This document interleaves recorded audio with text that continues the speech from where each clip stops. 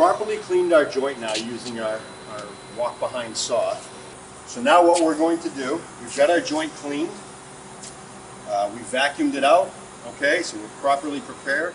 What we're going to do now is go ahead and install the repair material. In this particular case, we're using our Spal-Pro 2000.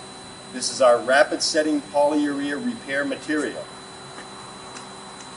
This is going to be a little bit harder compound than you would normally use in a brand new joint.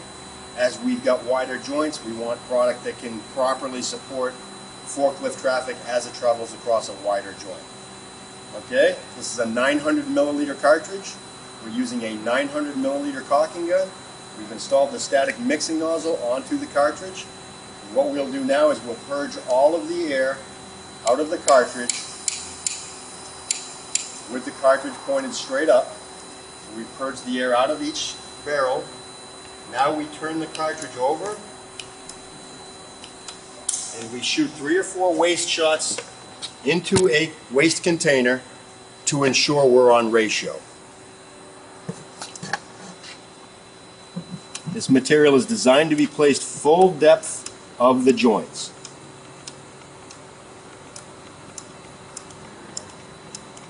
As you can see, this is a relatively thin viscosity self-leveling liquid.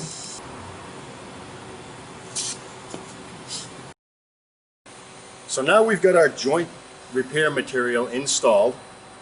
We always want to overfill the joints with the material and then shave off the overfilled material so that we end up with a nice, flush, smooth, finished surface. Transition free is the goal. The tool that we're using to do that with is a floor razor scraper with a replaceable 8-inch razor blade. And what we'll want to do is allow this material to cure to the point that it's firm enough to be able to shave it off. Okay? The longer the material sits, the harder it gets. Or it may still be tacky and stick to our razor scraper. Timing is critical to ensure you get the best, flushest shave possible.